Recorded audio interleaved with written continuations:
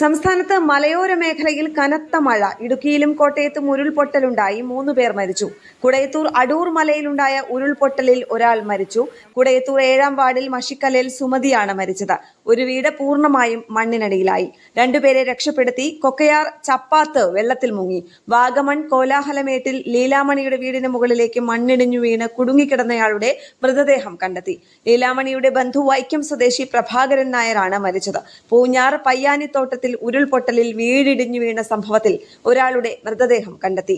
Manakkad Josephine Johnny മരിച്ചു. മാതാവ് റെജീന വീട്ടിൽ കുടുങ്ങിക്കിടക്കുന്നു. പത്തനംതിട്ട, കോട്ടയം, ഇടുക്കി, മലപ്പുറം, കോഴിക്കോട്, വയനാട്, കണ്ണൂർ, കാസർഗോഡ് ജില്ലകളിൽ റെഡ് അലർട്ട് പ്രഖ്യാപിച്ചു. ഉപ്പുതറയിൽ പോലീസ് ജീപ്പിന് മുകളിൽ മണ്ണിടിഞ്ഞു വീണു. പോലീസുകാർ വാഹനം നിർത്തിയിറങ്ങിയതിനാൽ ആർക്കും പരിക്കില്ല. ഇടുക്കി ഏലപ്പാറ ചെമ്മണ്ണ് ഭാഗത്ത് വീടിന് മുകളിൽ മണ്ണിടിഞ്ഞു വീണു.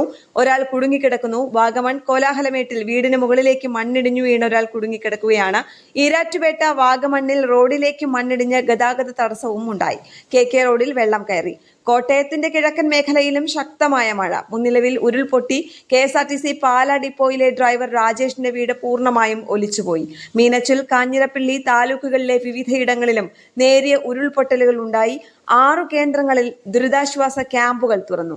പൂഞ്ഞാർ പയ്യാനിത്തോട്ടത്ത് ഉരുൾപൊട്ടലിൽ വീട് മണ്ണിനടിയിലായി. കുട്ടിക്കൽ പഞ്ചായത്തിലെ കൊടുങ്ങയിലും ഉരുൾപൊട്ടി. കുട്ടിക്കൽ ടൗണിൽ വെള്ളം കയറി. മുണ്ടക്കയം കോസ്വേ വെള്ളത്തിലായി.